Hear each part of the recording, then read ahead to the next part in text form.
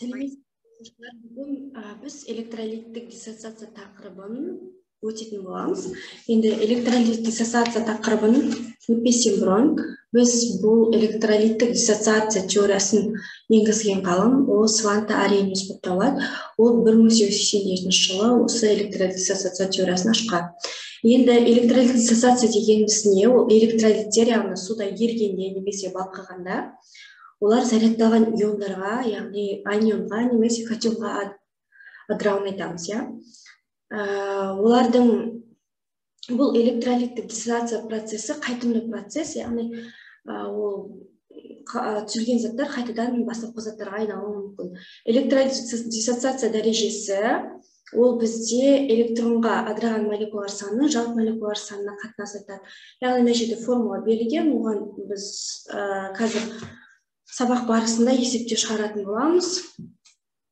Және сол есептің нәтижесі бойынша біз оны қандай электролитке жатқызатынын айтамыз.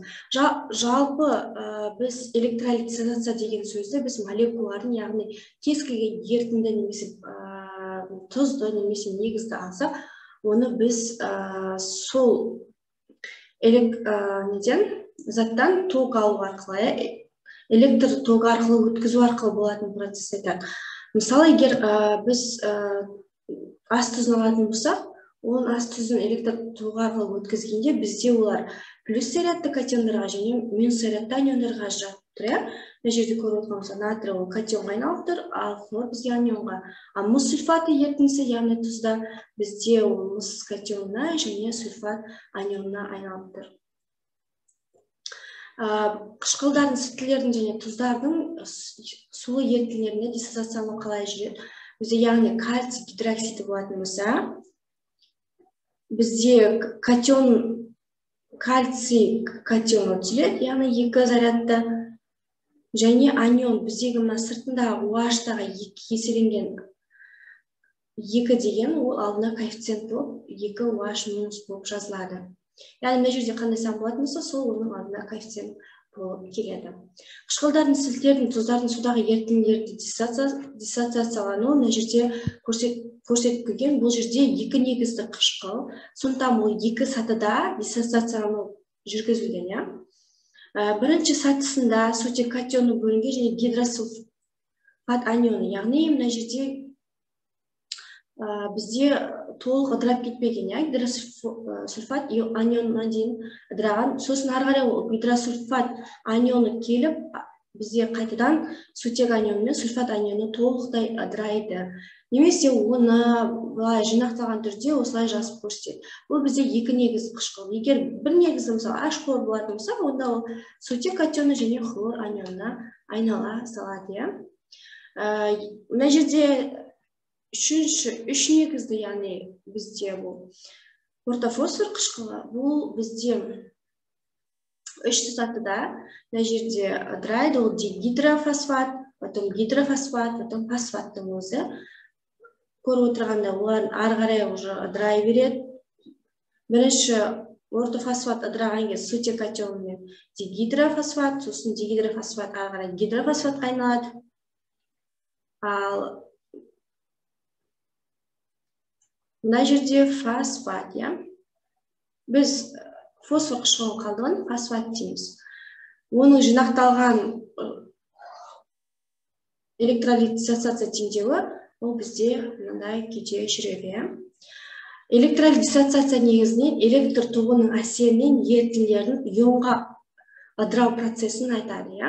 Мен мана айтқандай, мысалы, бір стаканға салып қойса, мысалы, натрий хлордың ерітіндісі болса, оған мына екі анод және катодты батырса, ол мына жерде плюс зарядтылар анодқа барады, ал хлор бізде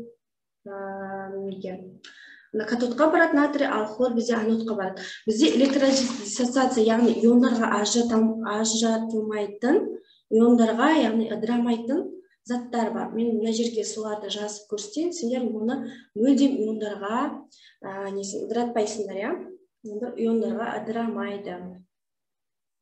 Ол бізде қандай заттар? Иондарға ыдырамайтын ол бірінші бізде су бізде иондарға ыдырамайды. Екінші ол тұнба, және үшінші ол газ.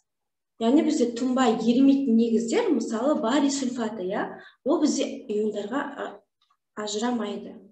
Біз оны иондарға ажыратып барий 2+, SO4 2- деп жазбаймыз. Сондықтан бізден тесттерде көмек келеді, іс жүзінде жүретін реакция, іс жүзінде жүрмейтін реакция деген.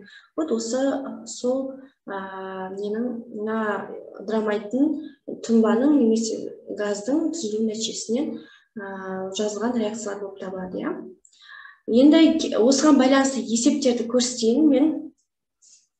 Бізде осы есептерде, яғни натрий хлориді мен жерде алюминий сульфаты берілген. 3 молекула натрий хлоридін, егер оны ыдырататын болсақ, алдына үш қоямыз, жалғыз өзі тұрған кезде ол 1 молекула. 3 молекула болған кезде бізде 3 натрий түзіледі, және 3 хлорға да қатысы бар, сондықтан 3 хлор минус. Және 3 молекула алюминий сульфаты дейді. 3 жазамыз, алюминий сульфаты, алюминий 2, SO4 бізде 3 еселенген. Мына астындағы индекспен алдындағы коэффициент көбейтіледі, 6 алюминий 3+ деп жазылады. Ары қарай мына жердегі SO4-тің 3 еселенген индексімен мына 3, ол SO4-қа да қатысы бар, сондықтан 3 пен 3 көбейтіледі, 9 SO4 2-. Мына бізде 2- деп жатқанымыз, олардың өздерінің зарядтары. Егріш кестесінде көріп отырсаңдар, әрқайсының жанында қанша зарядты екені және аниондардың қанша зарядты екені барлығы көрініп жазылып тұрады. Енді мына жерде түзілген катиондар мен аниондардың санын сұрап тұр.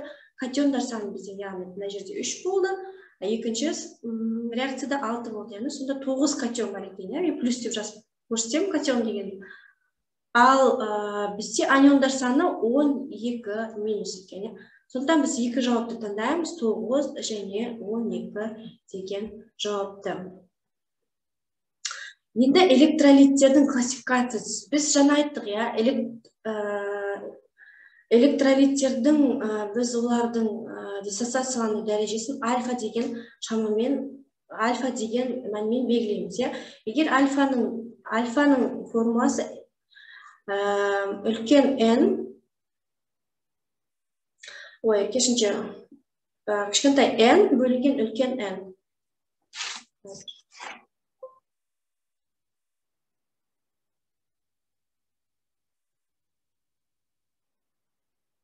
Жерде мана жазылып көрсетілген негізі. Альфа тең, яғни бізге берілген бөлшек саны, молекула санын жалпы, ыдыраған бөлшек санының жалпы молекула санына қатынасын. Немесе оны 100%-ға көбейтіп, осылай формамен жазып көрсетеді. Альфа жазып көрсетеді, диссоциациялану дәрежесі, n деген ол ыдыраған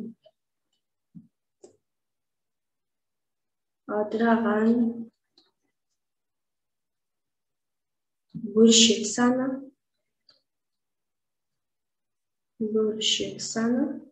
ал үлкен n деп отқаны ол жалпы молекула саны. Қазір есеп шығару барысы түсінесіне жалпы молекула деген ыдыраған не соның барлығын. Соны 100%-ға көбейткен еттен. Енді электролиттер соған байланысты, мына жерде шығады ғой, бір какой-то процент соған байланысты, мысалы, соған байланысты біз мына жерде бөлеміз әлсіз электролит, орташа электр және күшті электролит. Егер мына жерде, допустим,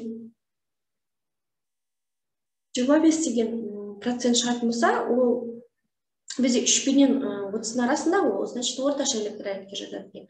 Соған байланысты біз қышқылдарды бөліп негіздерді жазып көрсеткен. Енді қараңдар, диссоциациялану дәрежесі мына мәндерге тең деп уже көрсеткен.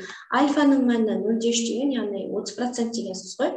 30%, альфаны тең 30%, және альфа үлкен немесе тең 30% болса 3-сі. Енді тура осыған қатысты сай электролиттер табылады. Қандай заттар осы мәндерге сәйкес келеді деп тұр. Мына жерден қарайық, каждый заттар, бірінші H2-ті қарайық, сосын H4-ті қарайық, калий OH-ті қарайық. Ол үшін алдыңғы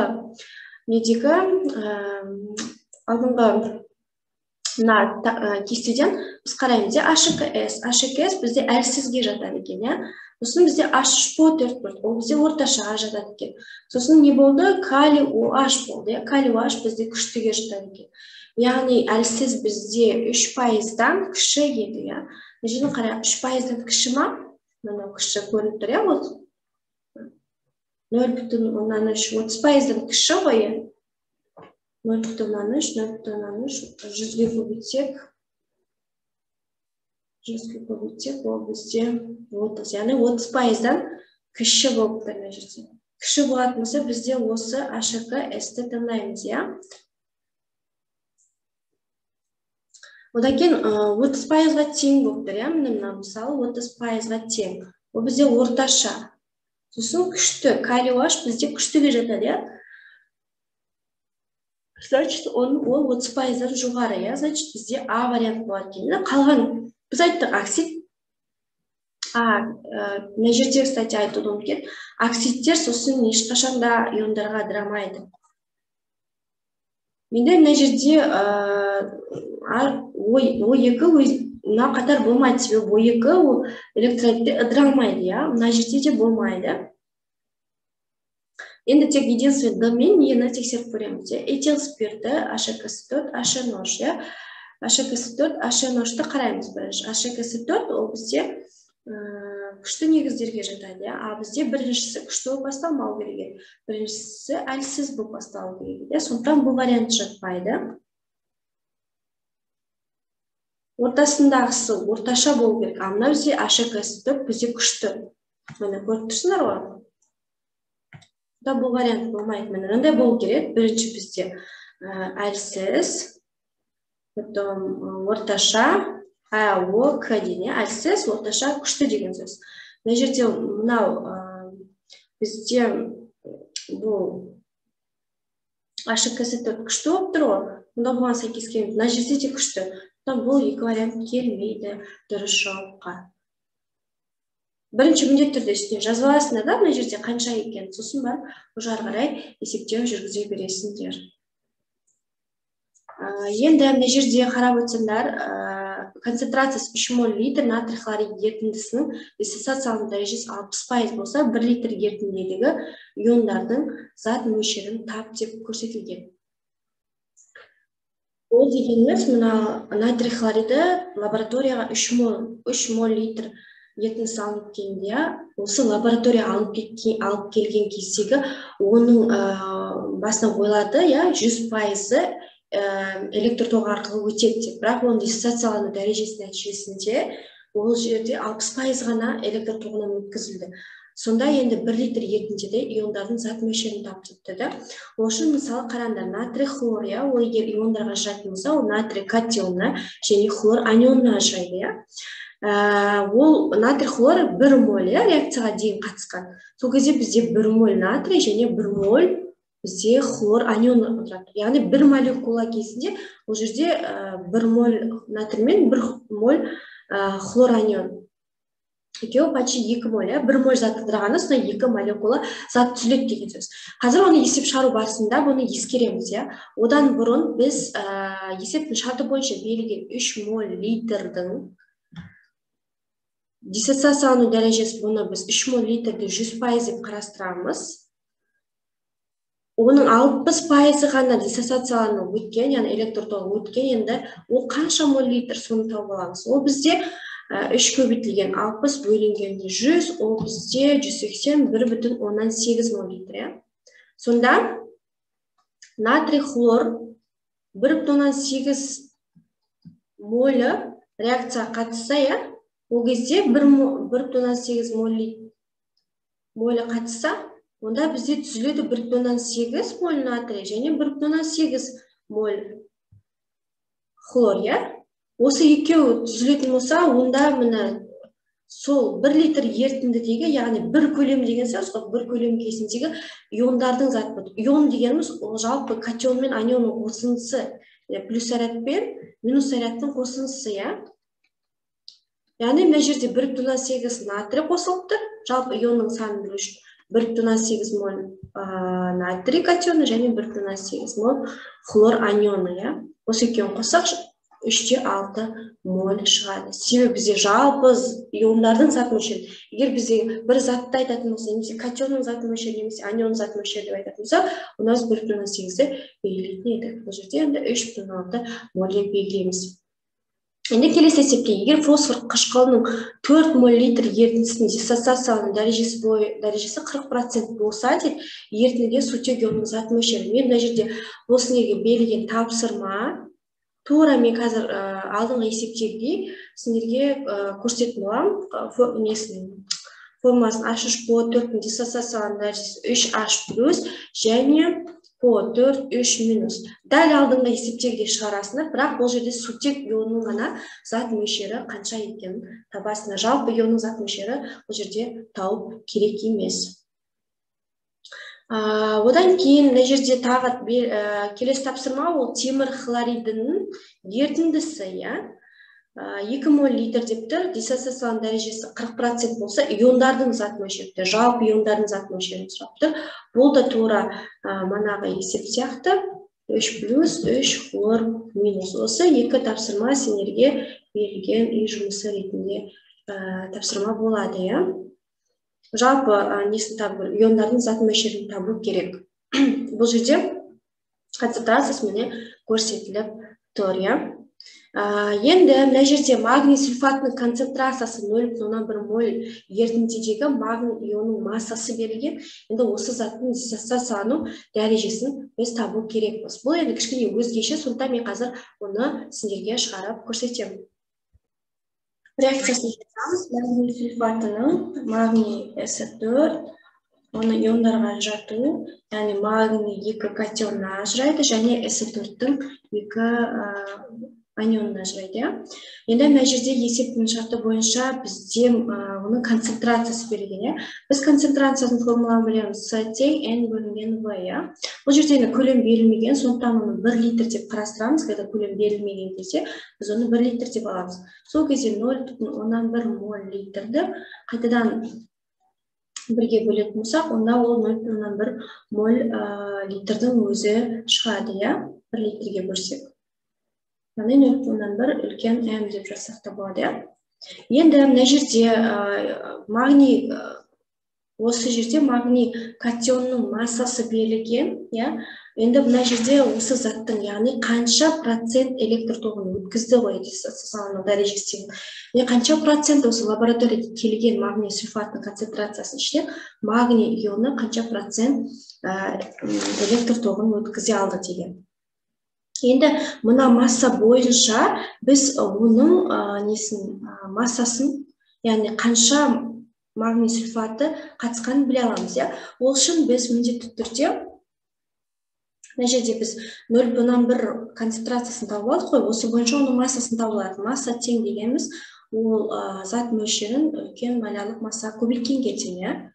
Осы бойынша біз массаны табамыз. Біздің зат мөлшеріміз белгілі.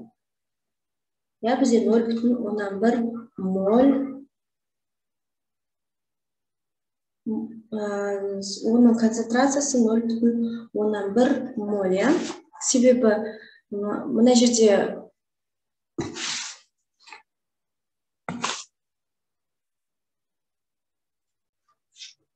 концентрация ол бізде мольға тең, себебі зат мөлшеріне тең, себебі мына жерде литр берілмеген, литр енді бірге бөлетін болсақ, қаттан соның өзі шығады, сондықтан 0,1 мольға тең. Сол мольді мына жерде әкеп қоямыз да, сосын бізге магний сульфаты, магний сульфатының үлкен М деп отырған, соның молярлық массасы.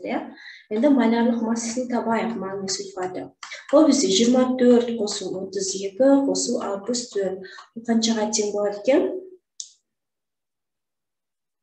120 граммға тең болады. 0,1-ді біз көбейтеміз 120. Сол кезде бізде қанша шығады? 0,1 көбейту 120. Ол бізде 12 грамм шығады. 12 грамм бізде ол магний катионның, магнийдің бізде несі? Массасы, массасын біз бұл жерде көріп отырмыз.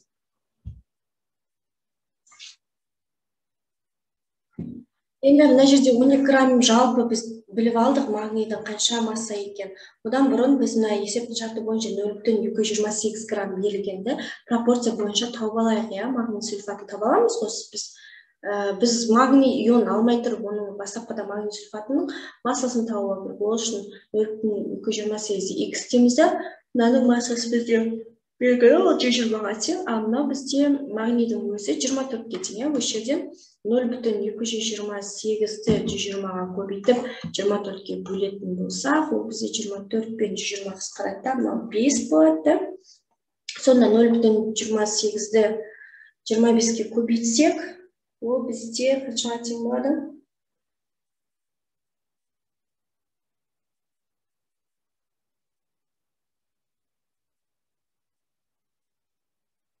Ол бізде 1,14-ге тең болады, иә.